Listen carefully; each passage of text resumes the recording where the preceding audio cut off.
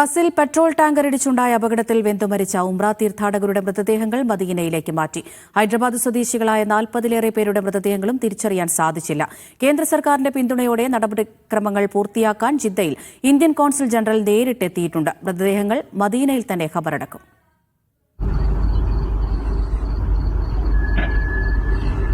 മദീനയിലെ 3 ആശുപത്രികളിലായാണ് മരണപ്പെട്ടവരുടെ മൃതദേഹങ്ങൾ എത്തിച്ചത്.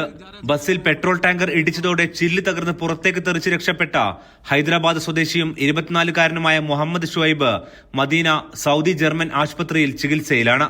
ഇദ്ദേഹത്തിന്റെ 16 ബന്ധുക്കളാണ് അപകടത്തിൽ മരിച്ചത്. Indian consul general Fahad Ahmed Khan Suri മദീനയിലെത്തി സന്ദർശനം പൂർത്തിയാക്കി നടപടിക്രമങ്ങളിൽ ഏകോപനം നടത്തുന്നുണ്ട്. ട്രാഫിക് വിഭാഗം നടപടികൾ പൂർത്തിയാക്കുന്നതായി മദീന ഭരണകൂടവും അറിയിച്ചു. മരിച്ചവരെ തിരിച്ചറിഞ്ഞാൽ മദീനയിൽ തന്നെ ഖബറടക്കം വേഗത്തിൽ പൂർത്തിയാക്കും. തിരിച്ചറിയാനുള്ള ശ്രമങ്ങളും തുടരുകയാണ്. 11 കുട്ടികളും 20 സ്ത്രീകളും അടക്കം 43 പേരാണ് ബസ്സിലുണ്ടായിരുന്നത് എന്നാണ് ഉംറ കമ്പനി അറിയിച്ചത്. 46 പേർ എന്നും റിപ്പോർട്ടുകളുണ്ടെങ്കിലും സൗദി ഭരണകൂടത്തിന്റെ ഔദ്യോഗിക പ്രതികരണം ഇതുവരെ വന്നിട്ടില്ല. ഇതിൽ ഒരാളൊഴികെ ആരും അപകടത്തിൽ രക്ഷപ്പെട്ടിട്ടില്ല. സംഭവത്തിൽ പ്രധാനമന്ത്രി നരേന്ദ്രമോദിയും വിദേശകാര്യമന്ത്രിയും കേന്ദ്ര ന്യൂനപക്ഷ വകുപ്പ് മന്ത്രിയും അനുശോചിച്ചിരുന്നു.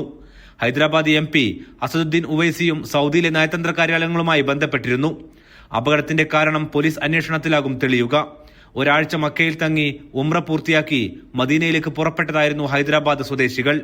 ഇന്നലെ രാത്രി ഇന്ത്യൻ സമയം പുലർച്ചെ 1:30 മദീനയിലെ ബദറിന് സമീപത്ത് വെച്ചാണ് അപകടമുണ്ടായത്.